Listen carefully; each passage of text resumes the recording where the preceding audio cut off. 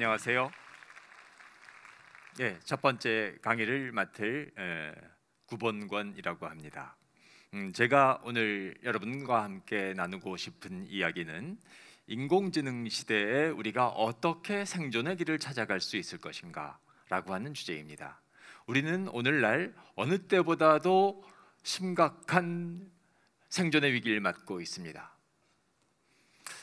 우리가 그동안 믿어왔고 알고 있고 전문가들이 발표했었던 정보와 지식들이 계속해서 달라지고 있습니다. 무엇을 믿어야 할 우리가 이 어려운 생존의 시기를 살아남을 수 있을지 이제껏 아무도 답을 모르는 상황에 우리가 던져진 겁니다. 그러다 보니까 우리는 지금 이제껏 전문가들이나 많은 사람들이 이야기했었던 것들을 더 이상 신뢰할 수도 없는, 갈 길을 모르는 상황에 처해진 거예요. 어떻게 과연 내 마스크만으로 우리 가족과 나의 생명이 보존될 수 있을 것인가 부터 시작해서 나의 직업, 미래, 우리 공동체의 앞날은 어떻게 될 것인가에 대한 사실은 모두에게 전례 없는 질문이 던져졌습니다. 우리는 그동안 인류가 많은 지식을 쌓아오고 과학을 발달시켜 오면서 조금 더 미래에 대해서 잘 알 수 있을 것이라고 생각해 왔지만, 코로나가 알려준 것은 미래는 절대로 예측될 수도 예견될 수도, 그래서 대응하고 준비할 수도 없는 완벽한 미지의 사실이다라고 하는 것만을 사실 우리는 알게 된 겁니다. 만약에 우리는 지금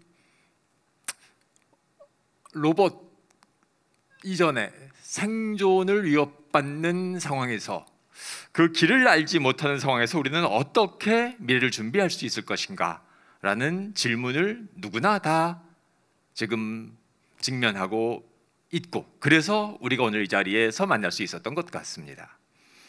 만약에 우리가 난리가 났다 라고 하면요, 어떤 것을 가지고 피난길을 떠나야 가장 생존 확률이 높아질 수 있을까요? 현금다발? 식량? 금부치? 자, 식량과 먹을 것이 중요하긴 하지만 이런 상황을 무사히 넘어가는데 전혀 도움이 되지 않아요. 현금다발과 환금성 높은 금부치? 도움이 되겠지만 아니요, 가장 위험합니다. 그걸 가진 사람이 제일 먼저 희생됩니다. 난리 상황에서는요. 도대체 무엇이 우리의 피난길을 안전하게 지켜줄 수 있을 것인가 생각해 보면요, 절대로 도난과 약탈이 불가능한 것이어야 합니다.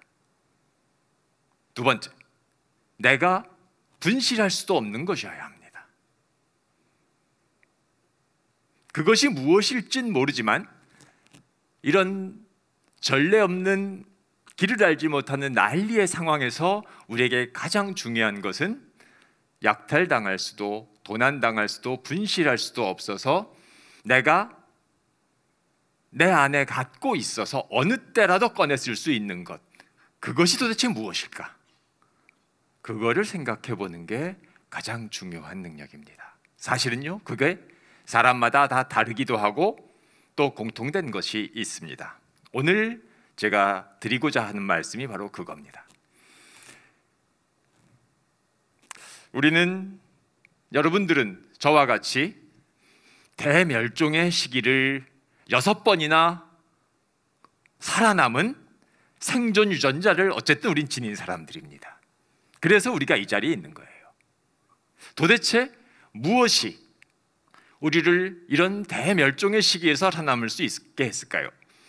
인류가 처음부터 이렇게 오늘날 인류가 된 건 아니고요, 약 20만 년 전밖에 안 됐습니다. 현생 인류가 이렇게 살아남은 데는요.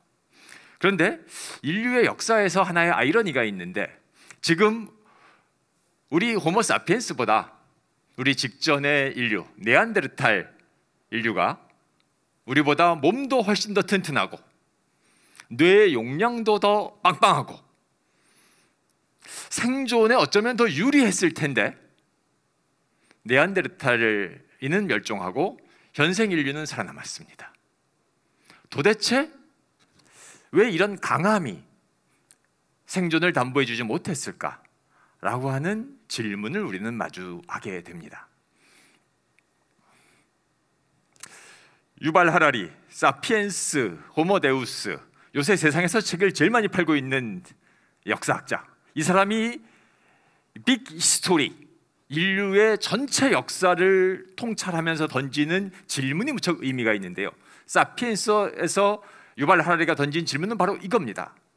수많은 호미닌, 호모속 중에서 아주 보잘것없는 종족 중에 하나였었던 호모사피엔스는 어떻게 해서 모든 생물체들을 압도하는 생존 능력을 갖게 됐는가? 도대체 보잘것없는 인류가 살아남은 그 비결은 무엇인가? 라는 큰 질문을 던진 사람입니다. 유발 하라리가 해석해내는 혹은 자료로 쓰는 여러 가지 사료들은 그 정치함이 사실은 정확하진 않아요. 자기가 취사 선택한 것에 대해서 여러 가지 비판을 받고 있고 지적을 받고 있긴 하지만 그 사람이 전체 역사를 큰 틀로 통찰하고 자기만의 아이디어로 그거를 해석해낸 능력, 그 질문의 능력은 사실은 무척 통찰력이 있습니다. 바로 이 질문입니다. 도대체 인류는 어떻게 해서 그 숱한 위기의 상황들, 멸종에 가까운 순간들을 넘어설 수 있었을까?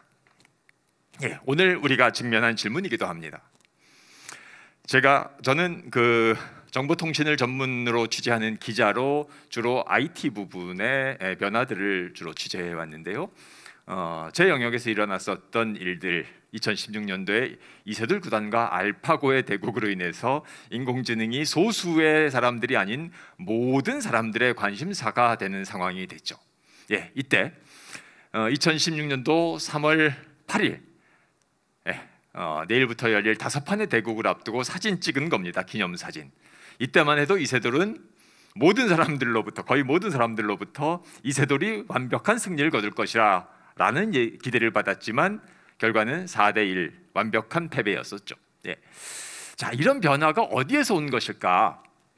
그 뒤로 이제 우리 사회는 4차 산업혁명 말할 것도 없이 이런 충격에 빠져 있습니다. 웬만한 직업들은 다 자동화와 기계에서 대체될 것이다. 도대체 어떤 직업과 전공이 우리를 미래에 안전하게 만들 것인가 라는 끝없는 정보와 뉴스들을 만나고 있습니다.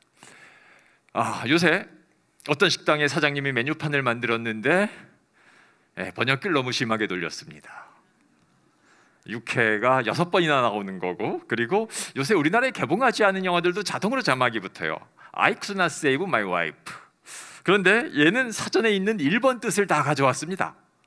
다 1번 뜻을 가져오다 보니까 세이브를 그냥 저장하다로 만들어 버렸어요. 아내를 굴비로 만들어 버린 사례가 있어요. 자, 그런데 여기 계신 분들의 영어 실력은 올해보다 내년이 좋아질까요? 안 좋아질까요? 소수입니다. 좋아지는 사람은 내년보다 후년은 더 극소수입니다.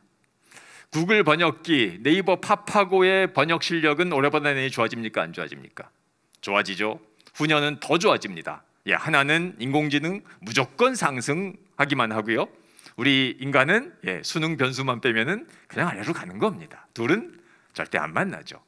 편리한 세상입니다. 요새 꽃 검색을 하듯이 스마트폰을 꺼내서 낯선 글자를 찍으면 그냥 영어로 바꿔줍니다. 원리 똑같아요. 스마트폰에서 이미지 검색해서 텍스트로 치환하는 것처럼 다른 언어를 다른 언어로 치환해 주는 거 아주 간단한 기능이죠. 속도만 빠르고 데이터만 많이 있으면 돼요. 그래서 이렇게 스페인어처럼 낯선 글자를 만나도 갖다 대면 영어로 다 바꿔주고, 이상하게 생긴 러시아 키릴 문자건 그리스 문자건 유럽의 모든 알파벳을 그냥 대면 다 영어로 바꿔줍니다. 무지 편리하게 우리 다 쓰고 계실 겁니다. 제가 이 앱을 소개를 하면 많은 분들이 정말로 좋아하십니다. 메모하고 정말로 좋은 세상이 왔어. 내가 영어 공부 안 해도 의사소통에 전혀 걱정이 없을 거라고 생각했는데 역시 맞았어. 선견지명이 있었던 거야. 영어 선생이 안 되긴 정말 다행이야 라고 아주 안돌하십니다. 똑같은 이야기를 고등학생 대상 강연 자리에서 제가 소개를 했더니 강의 끝난 다음에 질문하는 학생이 있어요. 선생님, 저는 영어를 잘해서 동시 통역사를 하려고 준비해 왔는데 이제 앞으로 어떻게 해야 됩니까? 대부분의 사람들에게 환호를 받고 박수를 받은 기술인데 누군가에겐 미래가 사라지고 직업이 사라지는 겁니다. 어떻게 해야 될까요? 제가 요새 병원에 가면요, 어떤 일을 만날 수 있냐 하면, 이게 넘어가지가 않는데, 됐습니다. 요새 병원에 가면 환자가 말하지도 않아도 의사가 무슨 약을 먹고 있는지 환자의 약을 알고 있습니다. 이 서비스 때문에 그래요. 의약품 안심 서비스라고 하는 이게 건강보험공단을 통해서 진료받는 모든 기록이, 투약 기록이 다 환자의 투약 기록이 의사에게 이렇게 모니터로 뜹니다. 그래서 특정 성분의 약이 과도하게 처방되는 걸 얘가 체크해주고, 또 같이 처방하면 안 되는 약을 동시에 처방했을 때도 그 사고를 막아주죠. 무지 편리한 서비스입니다. 이걸 미국 샌프란시스코 대학병원에서 좀 자동화했어요. 어떻게 자동화했느냐? 의사가 처방전을 내리면 로봇이 조제를 해요.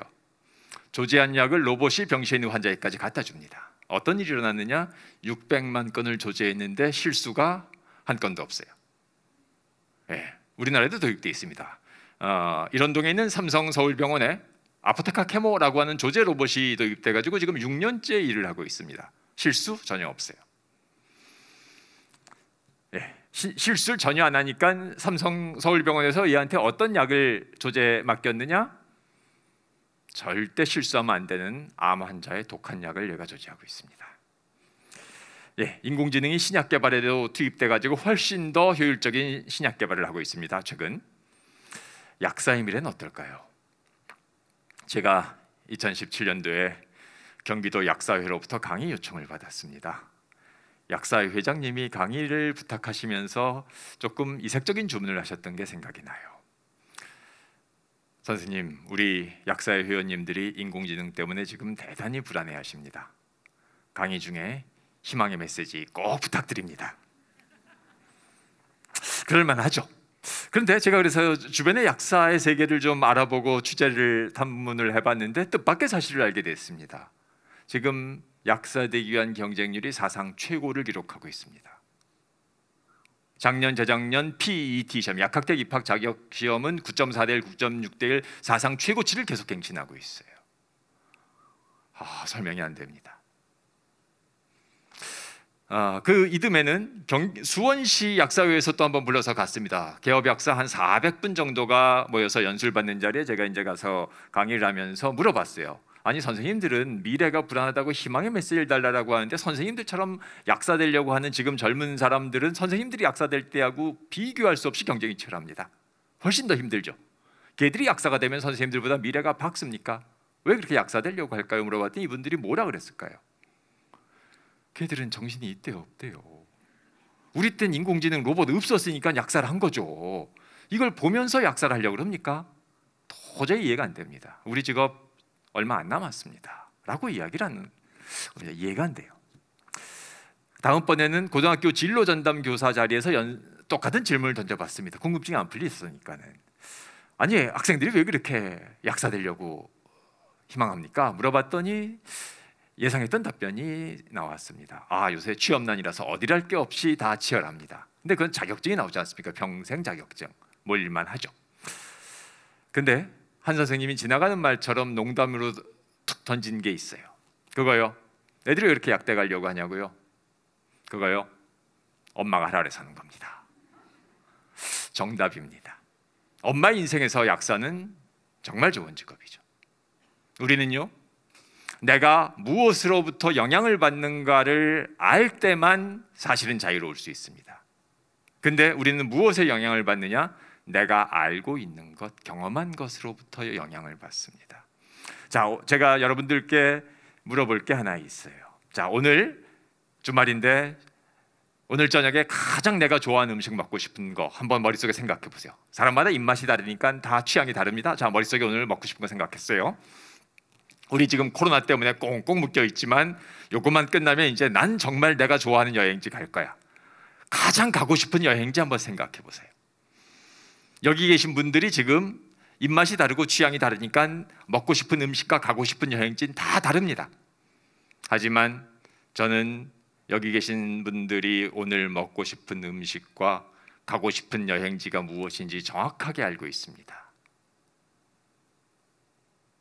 여러분들이 먹고 싶은 음식은요, 먹어본 음식입니다. 내가 그 맛을 아는 거. 아닌 분 있으면 한번 이의를 제기해 주세요. 여러분들이 가고 싶은 여행지는 어디선가 본 것, 누군가 얘기해 준 것, 내가 갔다 온 곳입니다. 우리는 절대 내가 경험하고 알지 못하는 것을 욕망할 수 없습니다.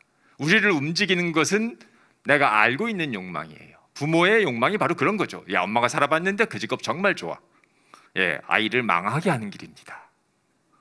부모가 선망하는 것일수록 사실은 그걸 따라가면 아이들은 망해요. 어떤 것이 가장 위험하냐? 부모가 추천하는 게 저는 사실 제일 위험하다고 봅니다. 왜냐하면 그런 사례가 있어요. 우리가 지금 컴퓨터 사면은 제일 많이 쓰는 프로그램은 아마 워드 프로세서입니다. 문서 작성기. 예, 그거 없는 컴퓨터는 우리 쓸 수 없으니까요. 엑셀도 많이 쓰죠. 근데 지금 컴퓨터 사면 다 공짜로 그래 깔려 있죠. 구글 닥스처럼 아예 공짜를 지향하는 것들도 있고, 고장도 안 나요. 얼마나 요긴합니까? 이게 왜 이렇게 편리하고 요긴한데도 공짜냐? 가장 요긴하기 때문에 그렇습니다. 빌 게이츠가 마이크로소프트를 만든 다음에 시장 조사를 해봤더니 무엇을 팔아야지 돈을 벌까? 사무실마다 타이프라이터 없는 사무실이 아무 데도 없어요. 올커니 타자를 치는 소프트웨어를 만들자 워드 프로세서가 만들어집니다. 사무실마다 장부 정리 안 하는 사무실은 아무 데도 없습니다. 엑셀이 만들어집니다. 예, 군대는 차트병이 있었죠. 학교마다 궤도실이 있었고, 예, 파워포인트가 만들어집니다. 한때 요긴했었던 것, 여러분들이 개발자이고 소프트웨어를 만드시는 분들이라면 어떤 걸 만드시겠어요? 미래에도 수요가 가장 확실하고 안정적인 거, 우리가 자녀들에게 권하는 직업, 그걸 로봇이 만약 한다면 어떻게 되겠어? 지금 유망해 보이는 게 가장 먼저 자동화되는 겁니다. 과거에는 그걸 개발하는데 어려웠고 그 직업을 갖고 유지할 수 있는 기간이 길었습니다. 자기 생애 20년, 30년 버틸 수 있었지만 지금은 가장 요긴한 게 가장 먼저 자동화되는 이런 세상을 우리가 살고 있는 거죠. 그래서 20년 전에 이런 게 인기였었던 거 혹시 기억하십니까?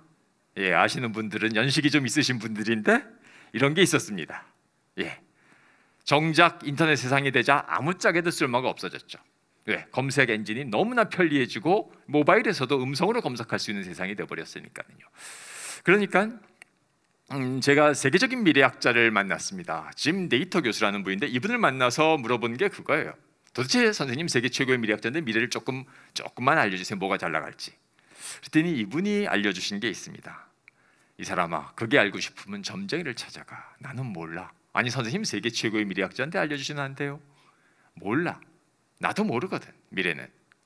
미래는 모르기 때문에 미래야. 여러분, 미래의 본질이 그겁니다. 미래가 예측될 수 있으면 그건 미래가 아닙니다. 미래학자들의 미래 얘기는 다 거짓말입니다. 그래서 우리는 그걸 알게 되면 태도를 바꾸고 역량을 바꿔서 새로운 미래를 만들어가는 존재이기 때문에요. 그래서 우리가 인공지능이 세상을 어떻게 바꾸고 있는지 조금 소개를 해드릴게요. 2011년도에 미국의 유명한 퀴즈 프로그램에 인공지능이 나와서 인간 최애 우승자들을 꺾고 이겼습니다. 우리나라에서도 똑같은 일이 있었어요. 장학 퀴즈에 한국 인공지능이 나왔습니다. 자, 이거 예, 소리가 나와야 되는데요. 잠깐 소리를 한번 점검해 주십시오.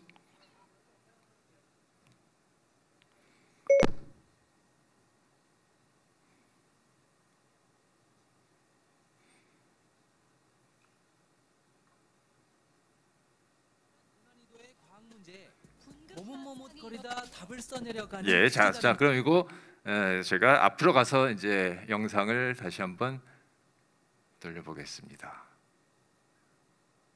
예. 수능 시험 만점자를 포함해 전국의 수재 4명과 대결을 벌이는 퀴즈 프로그램. 5번째 참가자는 국책연구소인 한국전자통신연구원이 개발한 인공지능 엑소브레인입니다. 총 12만 건 분량의 지식을 학습한 엑소브레인은 직접 문장을 듣고 질문을 이해한 뒤 정답을 추론할 수 있습니다. 예상치 못한 고난이도의 과학 문제에 머뭇머뭇거리다 답을 써내려가는 퀴즈 달인들. 3라운드 들어서니 확실히 문제가 어렵습니다.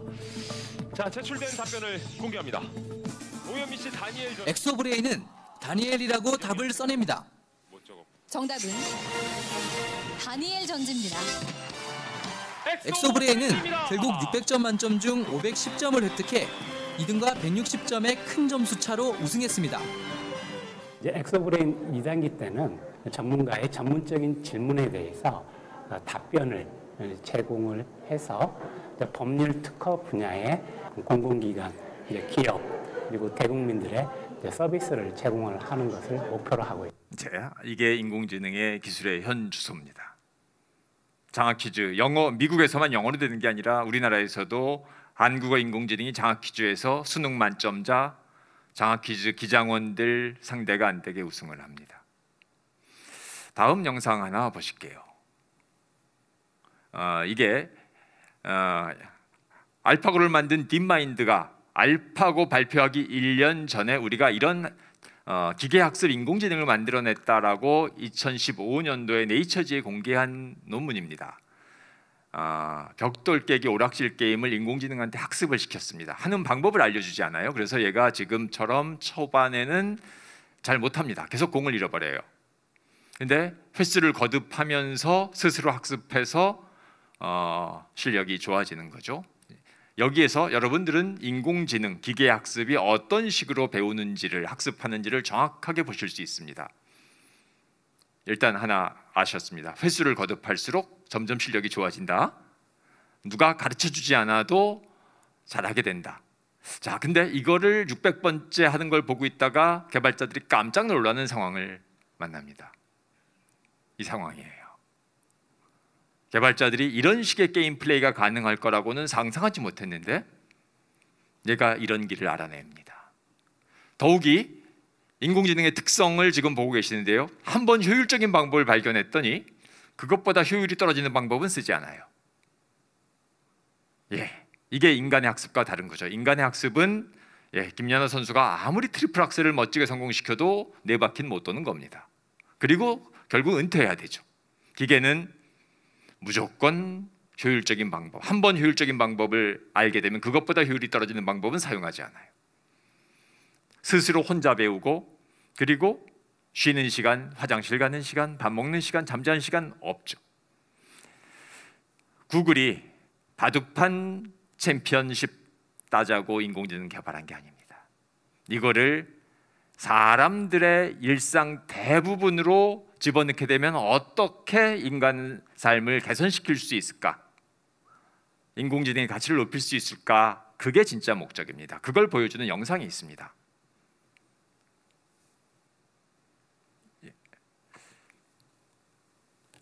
이게 하나가 건너뛰었네요. 이게 나와야 되는데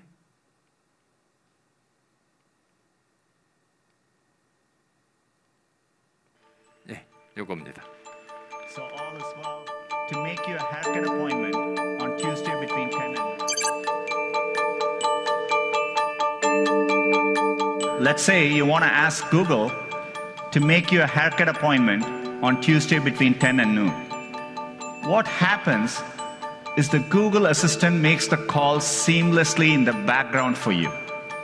So what you're going to hear is the Google Assistant actually calling a real salon to schedule the appointment for you. Let's listen.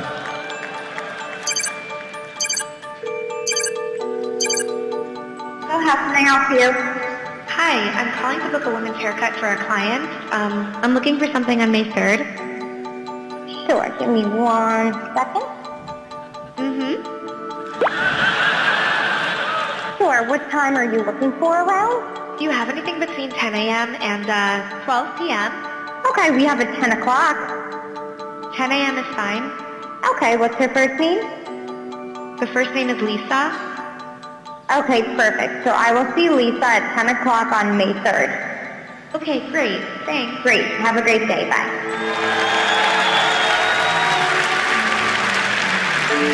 That was a real call you just heard.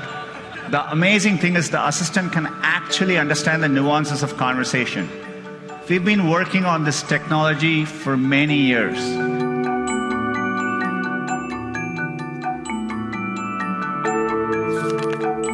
네, 이게 바로 인공지능의 현 주소입니다. 바둑판 재패하기 위해서, 퀴즈쇼 재패하기 위해서 인공지능 개발한 게 아니고요. 사람이 할 수 있는 영역 대부분으로 들어가기 위해서 사람과 똑같은 방식으로 의사소통을 할 수 있는 인공지능을 개발하는 게 구글의 목적이었습니다. 나와 있는 겁니다. 자, 그런데 구글 순다 피차이 CEO가 2년 전에 자랑스럽게 전 세계에 이 기술을 공개했지만 사실은 예정대로 서비스하지 못했습니다. 뜻밖의 문제가 발생했어요. 기술이 늘 만들어져서가 아니에요. 뜻밖의 문제란 무엇이냐? 자, 이제 그래서 앞으로 전화가 걸려오면 그거는 사람입니까? 기계입니까? 모르는 거예요. 기계인지 사람인지. 거기에 대한 대비는 하지 못했던 거죠. 기술은 더 완벽한 기술을 만들어낸다고 노력했지만 그 완벽한 사람과 구별이 안 되는 기술에 대해서 우리가 어떻게 반응할지에 대해서는 답이 없는 겁니다. 그 문제 때문에 서비스하지 못했어요. 하지만 이미 기술은 만들어져 있죠. 이 기술을 활용해서 거액의 신종 피싱 사기들이 발생하고 있습니다. 영국에서 한 기업이 엄청나게 당했어요. 자, 앞으로 이런 일들은 끊임없이 나타날 겁니다. 우리가 코딩을 배우고 소프트웨어 개발 능력을 갖추게 되면 대비책이 될 수 있을까요? 별로 되지 않습니다. 사실은 인공지능이 제일 잘하는 게 코딩입니다. 그거보다는 도대체 이런 변화가 왜 일어나는지에 대한 그 근본 원인을 우리가 한번 생각해 봐야 돼요. 인류 지식의 정보의 근본 단위가 밑바닥에서부터 달라지고 있기 때문에 그렇습니다. 브리테니커 백과사전, 뭐 설명할 필요 없이 최고의 백과사전이죠. 그런데 온라인에서는 위키피디아라고 하는 개방형 사전이 인기예요. 예, 논쟁이 붙었습니다. 어떤 게 더 좋은 사전이냐? 정확도를 학술적인 방법으로 검증해 보기로 합니다. 네이처지 2005년도 12월호에서 두 사전의 정확도를 정확도를 보는데 사람들은 애초에 브리트니커가 여기는 지필자 중에 노벨상 수상자 10명이 넘게 있어요. 브리트니커가 정확도에 있어서 월등히 높을 거다라고 예상을 했지만 뜻밖에도 두 사전의 차이가 없는 걸로 조사됐습니다. 틀린 개수가 똑같았어요. 그래서 어디가 잘못됐는지가 네이처지 2005년도 12월호에 주석에 달려서 쫙 실렸습니다. 사람들이 놀랐어요. 차이가 없다는 것을. 진짜 변화는 그 다음에 일어납니다. 네이처지 논문이 발표된 그날 밤부터 위키피디아의 오류라고 지적된 사항들은 빠르게 고쳐지기 시작합니다. 브리테니커는 어떻게 될까요? 고치려면 개정판 찍어야죠? 20년 걸립니다. 브리테니커는 이 사건을 계기로 중대한 결정을 합니다. 더 이상 종이사전을 발행하지 않는다. 오늘날 우리가 만날 수 있는 브리테니커는 온라인 유료 계정밖에 없습니다. 그래서 이것이 의미하는 게 무엇이냐? 과거에는요, 지식을 만들면 그 지식의 유효 기간이 몇십 년, 몇백 년 같습니다. 그래서 우리 어렸을 때 전집을 샀던 겁니다. 사전을 사고. 지금 사전 산 사람 거의 없는 이유가 바로 그겁니다. 신어가 들어갈 수가 없어요. 과거에 우리나라의 학자들은 누구냐면요, 한문을 자유자재로 다뤄서 일본 학자, 중국 학자랑 논문하는 편지로 논쟁할 수 있는 사람들이 학자였었죠. 서양에서는 스웨덴 대학 교수가 파리 가서 가르치고 이탈리아 가서 가르치고 독일과 영국 가서 가르쳐도 아무 문제가 없어요. 왜? 유럽의 대학은 모두 다 라틴어를 사용하거든요. 했거든요. 아무도 라틴어를 말하진 않아요. 라틴어는 고대 이탈리아어니까요. 하지만 대학에서는 다 라틴어로 강의하고 책을 썼습니다. 라틴어와 한문으로 지식 활동을 하던 사람들의 시대에서는 그렇게 만든 정보가 몇백 년을 갔죠. 왜? 소수밖에 할 수 없었으니까. 근데 지금은 우리 모든 사람들이 지식을 생산하고 검증하고 유통합니다. 우리 대표적인 지식인들 요새 알고 있습니다. 전 세계로 콘텐츠를 판매하는 75세 박막내 할머니, 학교도 안 간 보람이, 전 세계를 상대로 자식의 지식 콘텐츠를 판매하고 유통시키는 사람이 된 겁니다. 과거에는 상상할 수 없었던 겁니다. 자, 중요한 거는 이런 변화가 일시적일까요? 아니요. 점점 더 강화되기만 할 겁니다. 자, 여기에 여러분들을 힘들게 하는, 사실은 우리에게 또 그만큼의 기회를 만들어내는 답이 여기다 있는 겁니다. 모든 정보가 만들어지는 순간부터 빠르게 낡아버리는 유효기간이 짧아지는 세상을 살고 있는 겁니다. 우리가. 그래서 직업이 바뀌는 거고 세상이 빨리 달라지는 겁니다. 그런데 우리의 욕망은 끊임없이 새로운 것들을 추구하죠. 뭐 새로운 거 서비스 나올 때마다 야, 편리해졌다. 우리 느끼시죠? 편리함을 느낄 때마다 그 일을 하고 있었던 사람들의 직업이 한꺼번에 다 사라지는 겁니다. 우리가 편리함을 멈출까요? 아니요. 끝없이 추구할 겁니다. 끝없이 이 변화는 강화될 것이고 가속화될 것이고 광범위해질 겁니다. 그래서 유발 하라리가 이런 이야기를 합니다. 지금 우리가 학교에서 배우는 내용의 80~90%는 애들이 성인이 되면 다 쓸모 없어질 것이다. 우리가 진짜로 아이들에게 가르쳐야 될 일은 첫째, 어떻게 하면 늘 변하면서 살 수 있을 것인가. 두 번째, 어떻게 해야 내가 모른다는 사실을 깨달을 수 있을 것인가. 두 가지를 깨닫게 되면요, 변화의 주체가 되고 학습의 주체가 되는 겁니다. 미국의 네이버 같은 게시판 사이트예요. 지식인과 같은 게시판 사이트인데 이런 질문이 올라왔습니다. 오늘날로 만약에 60년 전 사람이 시간여행, 타임머신을 타고 시간여행을 온다면 현대인들의 어떤 모습이 가장 이해되지 않을까? 다양한 답변이 올라왔습니다. 그 중에 눈길을 끈 답변이 있습니다. 모든 사람들은 주머니 속에 인류가 쌓아놓은 지식 전체에 접근할 수 있는 도구를 갖고 다닌다. 자, 이거 말하는 겁니다. 우리 다 이거 갖고 다녀요. 인류 지식 전체에 접근할 수 있는 도구로 무엇을 하는가 보았더니 주로 고양이 사진을 보는 데 쓰고 모르는 사람들하고 말다툼을 하는 데 쓰더라.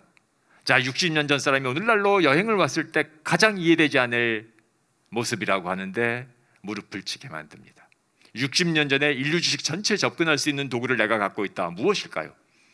절대반지입니다.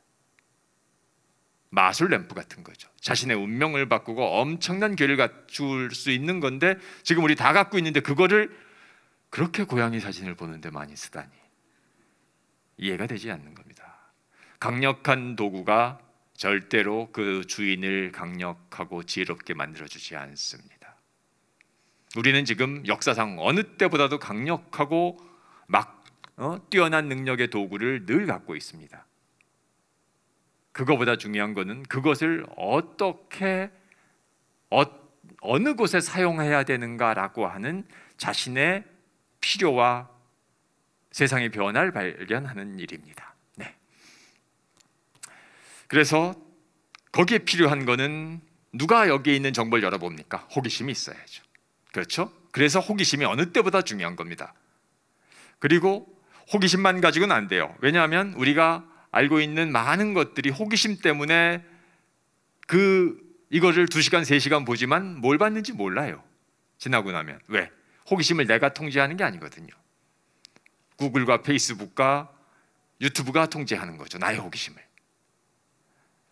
내 호기심을 내가 통제하기 위해서는 정보를 판별할 줄 아는 능력, 정보 판별 능력, 달리 말하면 비판적 사고력, 호기심의 방향타 노릇을 해줄 수 있는 자기주도적인 사고 능력이 반드시 들어가야만 되는 겁니다. 그래야지 그 호기심을 원하는 방향으로 끌고 갈 수 있는 거예요.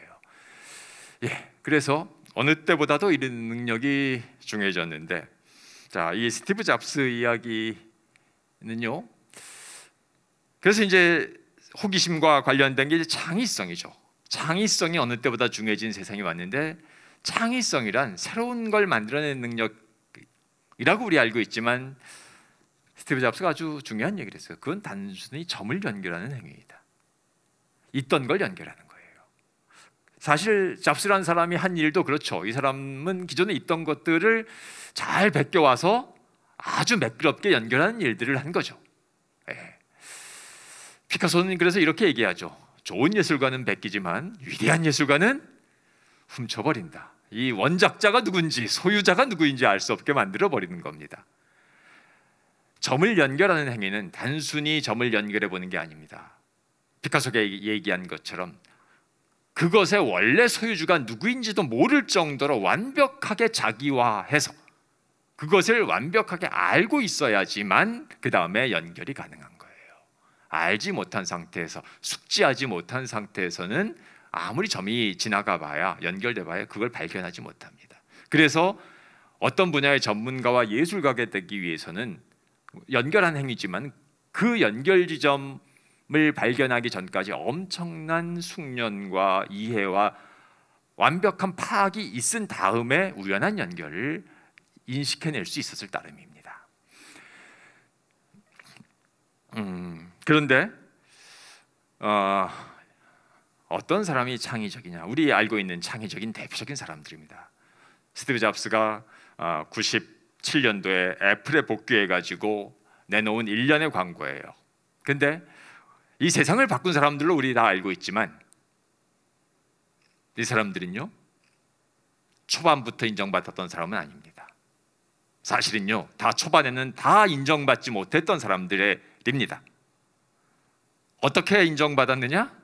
또라이라고 인정받았던 사람들이죠. 예. 근데 외부의 평가와 인정에 기대하지 않고 자기 추구하는 것을 끝까지 추구했고 인정을 받은 사람들이죠. 물론 끝내 인정받지 못한 사람들도 있죠. 뭐 고흐라든지 뭐 숱한 무명의 예술가들도 많이 있는 거예요. 운이 좋은 사람들이긴 합니다. 스티브 잡스가 애플에 복귀한 다음에 이 광고를 제일 먼저 시작했습니다. Think different. 다르게 생각하라라고 하는 캐치프레이즈를 내걸고, 그때 내걸었던 문구가 바로 이겁니다. 여기 미친 사람들이 있다. 부적응자, 반항아, 문제아들, 우리 사회의 틀에 들어맞지 않는 사람들, 사물을 다르게 보는 사람들, 그들은 정해진 규칙을 좋아하지 않는다. 우리가 그들을 부정하거나 죽여오거나 비난할 수 있다. 우리가 할 수 없는 것이 있다. 그런데 그들을 무시하는 것. 왜? 그들이 세상을 바꾸니까.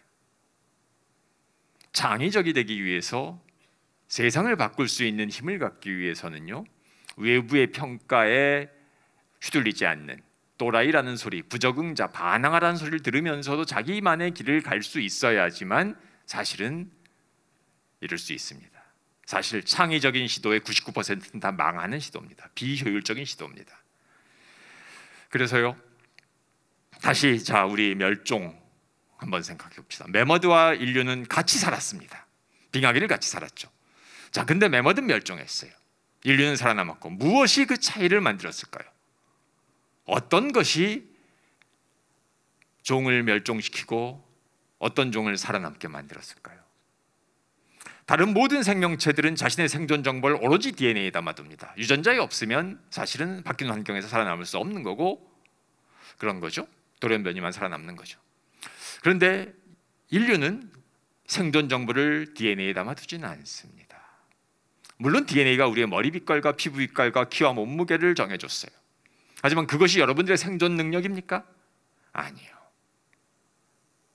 인간의 생존 능력은 DNA에 의존하지 않기 때문에 사실은 생겨나는 겁니다. 우리는요, 그래서 찰스 다윈이 이런 얘기를 하죠.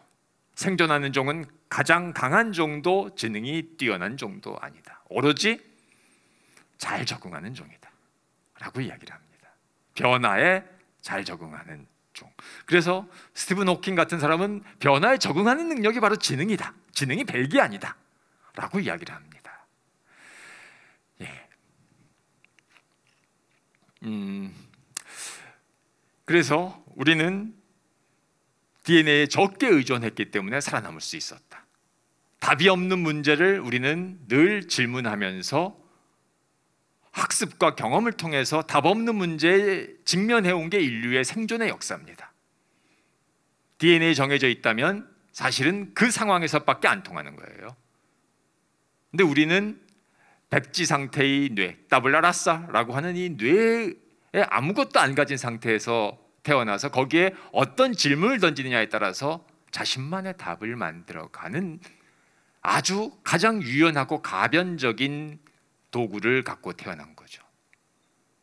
답이 없는 상황을 우리는 항상 풀어왔었던 겁니다. 어떻게 거기에서 출발점을 만들 수 있을 것인가? 동기입니다. 생텍쥐베리가 이런 말을 했습니다. 배를 만들고 하고 싶다면 선박 제조 기술을 가르치지 말고 바다에 대한 무한한 동경을 품게 해라.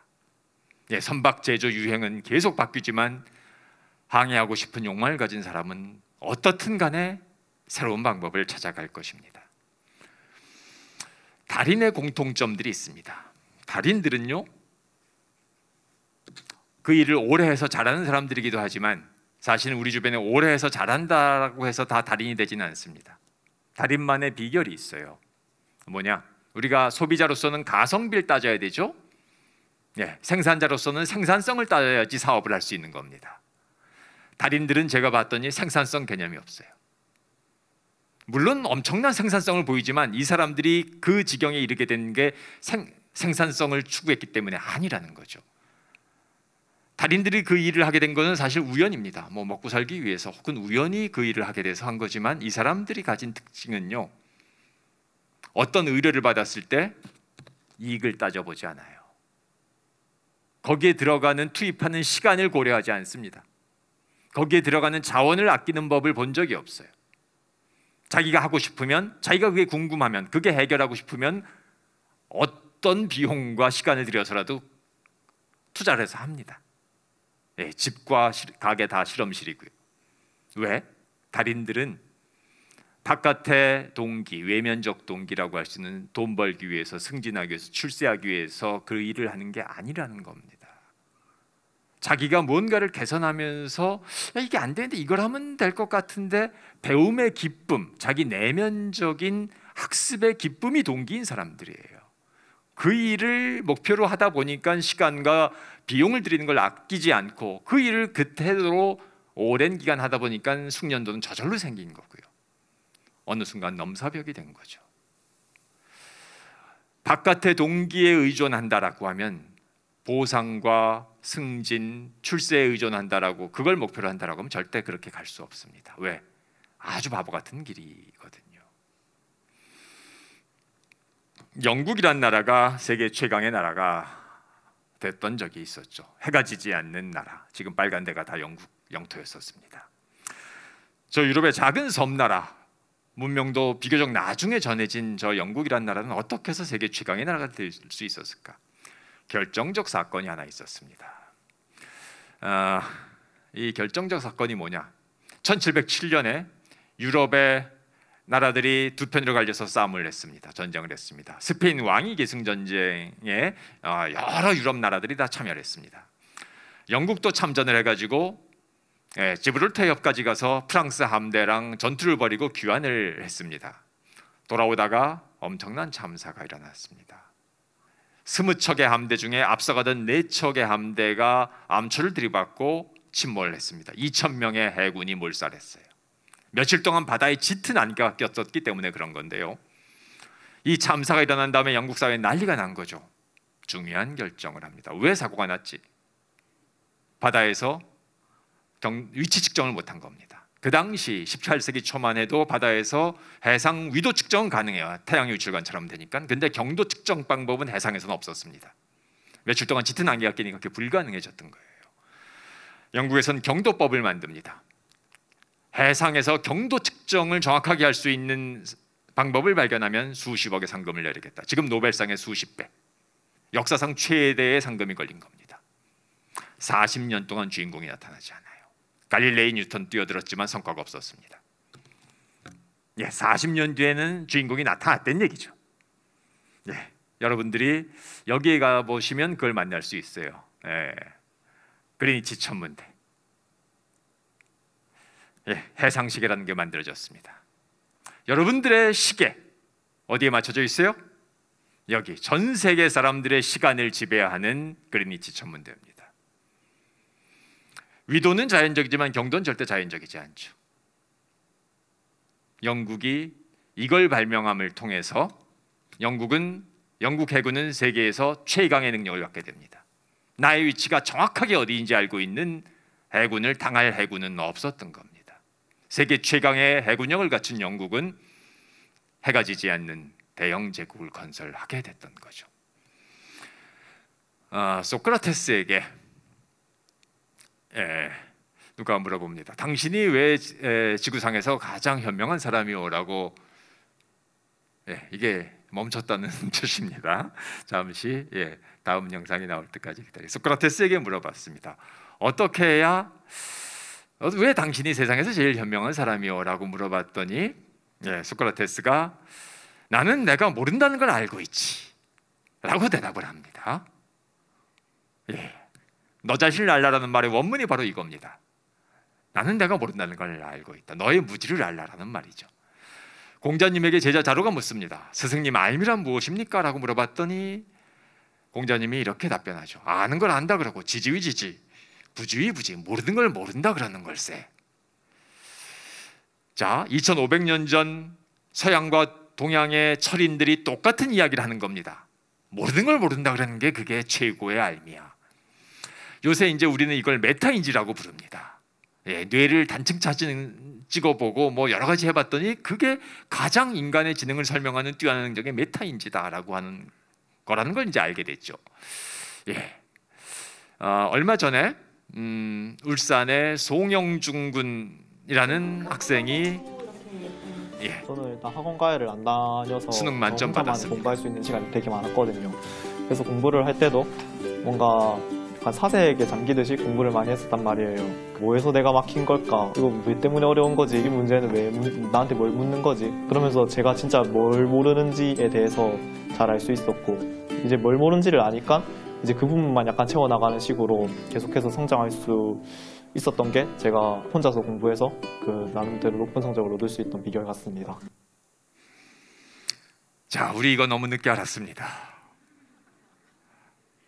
내가 무엇을 모르는지, 나의 위치가 어디인지, 내가 아는 게 무엇이고 모르는 게 무엇인지를 알게 만든다는 것, 한 나라를 최강의 나라로 만들고요, 철학자를 인류의 스승으로 만들고, 수험생은 뭐 그냥 다른 도움 없이 이렇게 공부할 수 있게 되는 겁니다.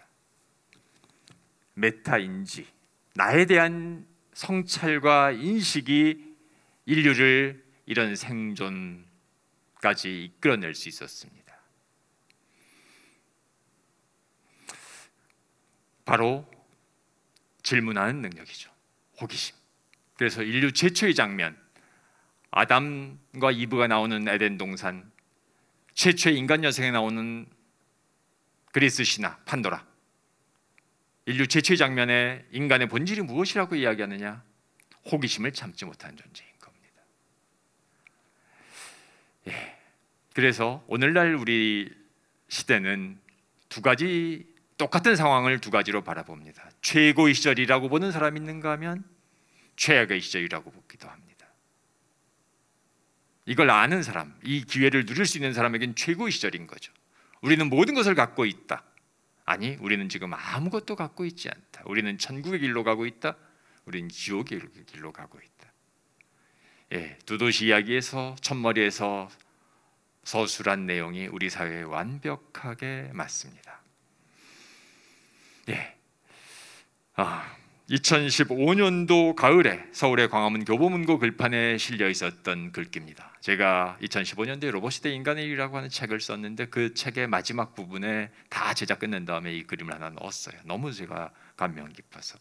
인공지능 시대에 인간의 역량이 어디까지일까 생각해봤는데 별로 답이 없었습니다. 저도 아까 보셨듯이 사람의 능력보다 웬만한 건 다 추월합니다, 기계가. 근데 기계가 추월할 수 없는 것이 있다는 걸 발견했어요. 기계는 인간의 장점을 따라할 수 있지만 인간의 약점을 모사하고 따라해선 안 되는 거죠. 큰일 나는 거죠. 사고 칠 기계입니다. 스카이넷. 그런데 인간은, 그래서 우리는 기계에게는 인간의 약점을 부여하지 않아요. 그렇죠? 실수하고 대충하고 딴짓하고 이런 거 절대 기계에 부여하지 않죠. 근데 사람은, 우리는 결점과 약점 때문에 존재하는 생물입니다. 우리는 혼자 존재할 수 없는 존재라서 누군가를 그리워하는 겁니다. 내가 완전체라면 누군가 왜 그립겠어요? 감정적으로 결핍되어 있고 부족하기 때문에 우리는 누군가를 그리워하는 겁니다. 그래서 인간의 감정적 결핍이 공감과 사랑을 부르는 거고, 우리는 돌아서면 까먹는 지적 결핍의 존재이기 때문에 끝없이 질문하고 호기심을 갖는 거죠. 그래서 공감과 호기심이 저는 기계가 따라할 수 없는 인간의 결핍에서 유래한 것이라고 보았는데 이 시인은 이렇게 멋지게 말한 겁니다. 인류가 우주가 우리에게 준 두 가지 선물, 사랑하는 힘과 질문하는 능력.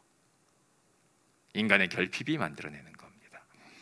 마지막 슬라이드입니다. 신영복 선생님이 쓰신 글귀입니다. 통할 통자를 쓰신 건데요.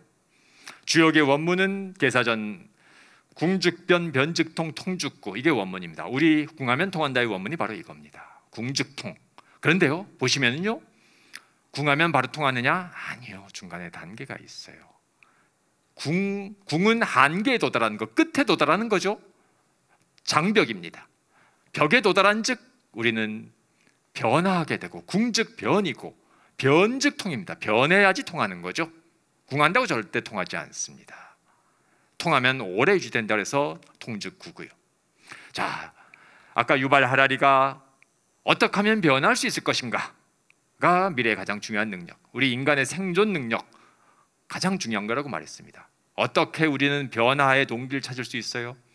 궁에 가보는 겁니다. 한계에 부닥쳐보고 결핍의 지점을 만났을 때 아무리 개혁해라 변화해라 달라지지 않던 태도를 내가 한계의 지점, 궁의 지점을 만났을 때 스스로 찾아나가게 됩니다. 그게 바로 자신을 들여다보는 메타인지인 거죠.